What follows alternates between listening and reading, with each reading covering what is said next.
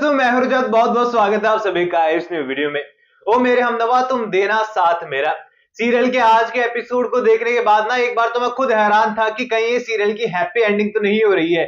क्योंकि आज के एपिसोड में एक सीन आता है जहां पर अपराजिता आती है और यहाँ पर कहती है कि मैं रिश्ते को एक और मौका देना चाहती हूँ और मैं आपसे दूर नहीं होना चाहती। और रक्षित के लिए ना मुझे कितना अच्छा फील हो रहा तो मैं बता नहीं सकता।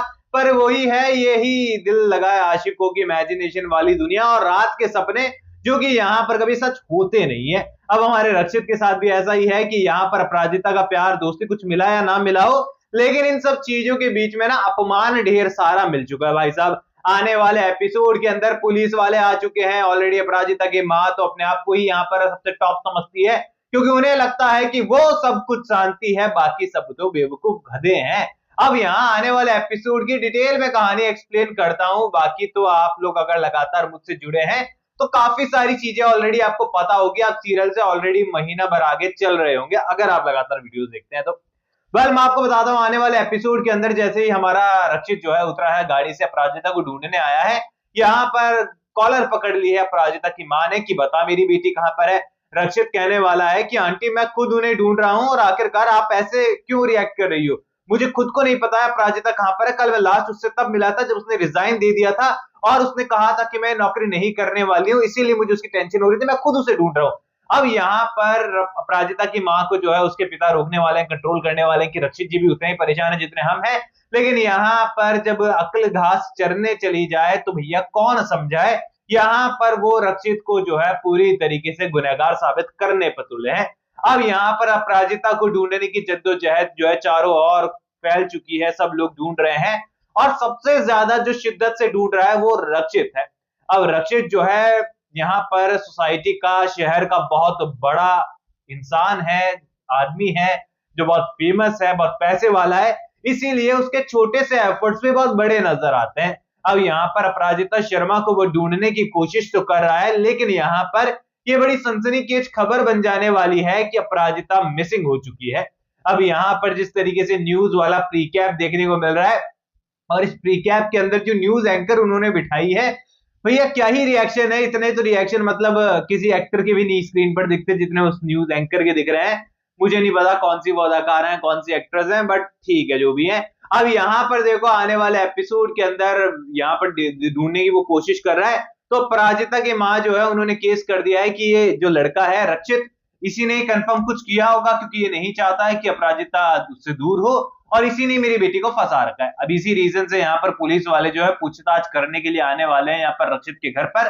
और रक्षित के घर पर आएंगे तो रक्षित की माँ हो, रक्षित के पिता हो, ये लोग बहुत पैनिक कर जाएंगे, क्योंकि पहले भी एक बार उनके घर में पुलिस आई थी और उस समय एक ऐसा हादसा हुआ था जिसने उनकी जिंदगी को पूरी तरीके से बदल दिया था। यहाँ पर अरविंद भारद्वाज जो कि रक्षित के पिता हैं, उनका जो मेमोरी लॉस होने का सबसे बड़ा रीजन है वो उनके भूल जाने की जो बीमारी है, वो भी इसी एक इंसिडेंट की वजह से हुई थी जो उनकी लाइफ में पहले हो चुका है। उसी वजह से वो सीढ़ियों से गिर गए थे और उनकी याददाश्त चली गई थी। अब ऐसे में यहाँ पर फिर से वो चीजें जो है उनके माइंड में आ रहे हैं, फ्लैशबैक उनके माइंड में क्लिक हो रहे हैं, इसीलिए वो काफी ज्यादा पैनिक कर रहे हैं। यहाँ पर रक्षित सब कुछ चीजें सॉर्टेड करने की कोशिश कर रहा है, लेकिन यहाँ पर चीजें सॉर्टेड होने भी वाली है, लेकिन एक बार को तो माहौल खराब हो ही जाएगा। अब रक्षित इतना बड़ा आदमी है, इतना फेमस इंसान है, हीरो है सीरियल का, यूं ही पुलिस उठाकर जेल वेल में डालने इतना आसान नहीं होता है। देखो अब यहाँ पर रक्षित पुलिस वालों को तो कन्विंस कर लेगा, घर वालों को भी समझा देगा, घर वाले रक्षित को पेल देने वाले कि भैया तेरी वजह से हो रहा है सब कुछ। रक्षित की माँ भी कहने वाली है कि वो लड़की ना हम सबको घुमा रही है, अपने घर वालों को भी, तुझे भी, हम सबको, और जानबूझकर कुछ ऐसा किया है कि हम लोग मजबूर हो जाएं यहाँ पर उसे ढूंढने के लिए। अब रक्षित के दिल में जहां अपराजिता को लेकर इतना ज्यादा प्यार है कि अपनी माँ की बात हो, पिता का गुस्सा हो, भाइयों का समझाना हो, उसे कुछ समझ में नहीं आ रहा। अपराजिता को ढूंढने के लिए वो दिलो जान से कोशिश करने वाला है और यहां से तलाश शुरू होगी मिसिंग अपराजिता की। अब अपराजिता जो है वो पूरी तरीके से गायब हो चुकी है और यहाँ पर खबर भी मिलने वाली है कि कल कोई एक बड़ा इंसिडेंट हुआ है जिसमें काफी सारे लोग जो हैं वो मिसिंग हैं और उसमें अपराजिता भी हो सकती है और ऐसी कई सारी चीजें उनके सामने आने वाली है।